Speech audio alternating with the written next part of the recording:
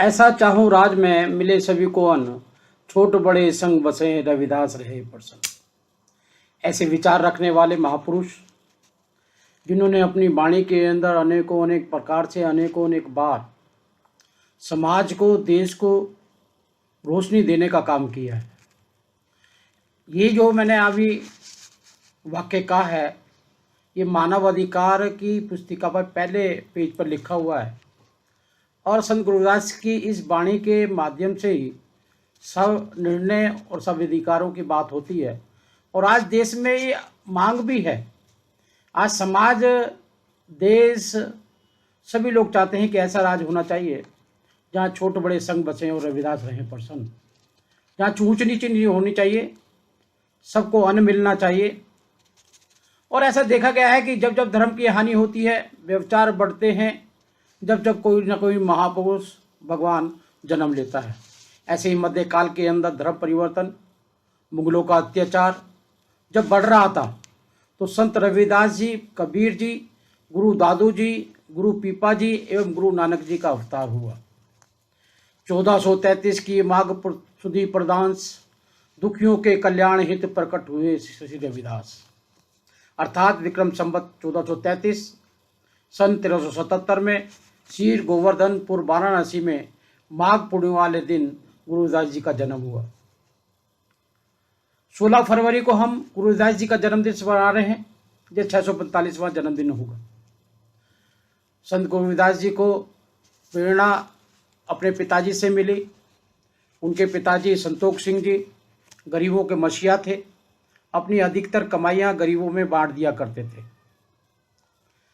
और जहाँ छोटी मोटे झगड़े फसाद हुआ करते थे, आपस में तालमेल नहीं हुआ करता, तो संतोष सिंह जी वहाँ पर जाकर उसका न्याय किया करते थे। उनके न्याय प्रक्रिया के बारे में हम मान सकते हैं, इस प्रकार भी जान सकते हैं कि राजा बीरबल ने एक बार, राजा ने बीरबल से पूछा कि कहाँ पर किस पंचायत के अंदर उचित और न्याय संगत न्याय होता है, तो बीरबल ने कहा कि वो चमारों की पंचायत है। संतोष सिंह जी उसके मुखिया हैं। ऐसे परिवार में जन्मे और साथ साथ उनकी पत्नी श्रीमती लोना देवी जी औषधि की ज्ञाता थी, न्यायप्रिय थी, दया उनके मन में थी और जिस कारण से वो पूरे समाज के अंदर प्रसिद्ध भी थी।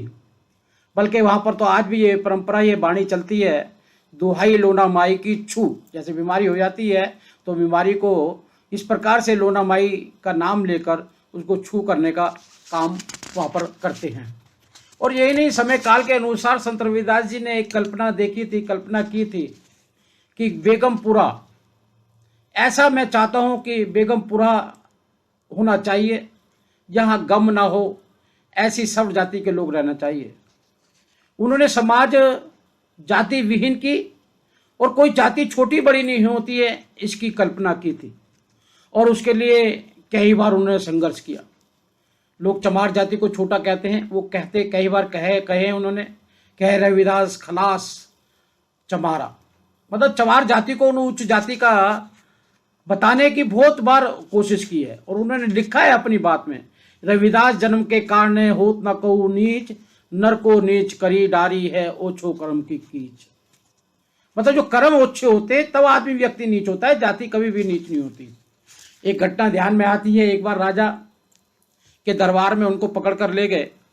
बाल्यकाल का समय था। जब उनको पकड़ कर ले गए तो राजा ने पूछा, भाई क्यों पकड़ के लाए हो? तो दूसरे पक्ष ने बोला कि साहब इनका कसूर है। कि क्या कसूर है? कि इनका कसूर ये है कि टीका और ये जनेऊ डालते हैं। तो संत रविदास जी ने सहज शब्दों में कहा कि टीका और जनेऊ डालना कहाँ अपराध है? कहना अपराध है क्योंकि ये तो बड़ी जातियों का काम है, स्वर्ण जाति के लोग जानते हैं, आप छोटी जाति की हो। क्यों? गुरुदास जी ने सहज स्वभाव से पूछा कि छोटी जाति क्या होती है? उन्होंने कहा आप चमड़े का सामान बनाते हैं। तो संत गुरुदास जी ने कहा कि चमड़े का सामान बनाना कहाँ अपराध है? जो लोहे का सामान बनाता है लोहार कहलाता है, जो माटी के बनाता है कुम्हार कहलाता है। ऐसे ही मैं चमड़े का सामान बनाता हूं तो मैं चमार कहलाता हूं।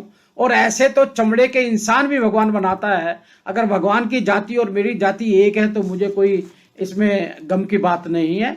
आज जो चाहे मुझे गुनाह दे सकते हैं कि वो चमार भी मैं भी चमड़े का सामान बनाता हूँ तो भगवान भी चमड़े का सामान बनाता है। और यही नहीं, उनके बारे में वो बड़े ज्ञानी ज्ञाता थे। कहा जाता है कि गुरुमुखी की वाणी का निर्माण, लिपि का निर्माण संत रविदास जी ने किया। और इसके बारे में तथ्य भी मिलते हैं। 1930 के अंदर ये केस गया भी था, कोर्ट के अंदर हुआ, कोर्ट का भी निर्णय हुआ कि उन समय में, क्योंकि ये सब गुरुओं से पहले ये गुरुमुखी लिपि मिलती है, इसलिए गुरुमुखी के ज्ञाता भी वही थे। आज हम देखते हैं संत गुरुदास जी ने कभी भी किसी जाति और धर्म के अंदर संबंध विच्छेद नहीं किया। इसलिए उनके सारे शिष्य जो थे, संत रविदास जी के सारे शिष्य उच्च जाति के थे। छोटी जातियों बड़ी जातियों जो भी उनके पास जाता था, उनकी वाणी को सुनता था तो उनका शिष्य हो जाता था। इसलिए 52 राजा रानियां उनके शिष्य थे, जिसमें महाराजा राणा सिंगा, महारानी आली और मीरा उनकी प्रसिद्ध शिष्या थी। ऐसे उनके बड़े बड़े लोग उनके शिष्य रहे हैं। लेकिन आज जिस प्रकार से लोग व्यवहार कर रहे हैं अपने धर्म को, अपनी जाति को, कि अच्छाइयां बताने का काम नहीं कर रहे, वे अपने धर्म को अच्छा बताने का काम नहीं कर रहे, अपनी जाति में गुण क्या क्या है वो गुण बताने का काम किए, मेरे गुरु जी की ये अच्छी चीजें नहीं है ये बताने का काम नहीं कर रहे, बल्कि अपनी दिनचर्या को दूसरी जाति और धर्म की बुराइयों के साथ शुरू करते हैं और वहीं पे ही खत्म करते हैं। यही कारण है कि जो गुरुदास जी की वाणी थी, सोच थी, विचार थे, उनको हम आगे जिस स्पीड से बढ़ना चाहिए था उस स्पीड से नहीं बढ़ पाए।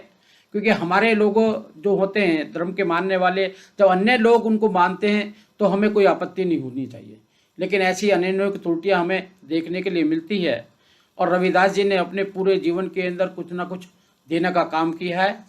और मैं भारत सरकार का भी धन्यवाद करता हूं कि उन्होंने वाराणसी के जो रविदास जी का जन्म स्थल है, उस जन्म स्थल के निर्माण के लिए काफ़ी एकड़ ज़मीन उन्होंने अधिग्रहण कर ली है और वहाँ पे एक रविदास उपवन, बहुत बड़ा उपवन का कार्य भी वहाँ पे चल रहा है।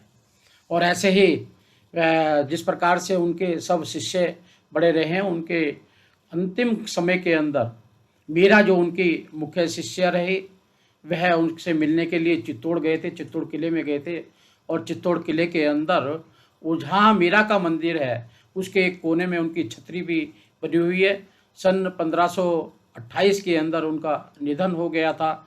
151 साल की आयु उन्होंने प्राप्त की थी। आज हमें 16 फरवरी जब 2022 को हम रविदास जी का जन्मदिन मना रहे हैं, उनके जन्मदिन पर उनकी जो अच्छाई हैं, जो चीज़ें हैं, उनको भी सीखना चाहिए और उनको नमन कर कर समाज में वितरण भी करना चाहिए, ताकि समाज हमारा जातियां चाहे कोई भी रहें संपूर्ण बराबर के होकर हम जी सकें। यही उनके प्रति आज मेरी श्रद्धांजलि है।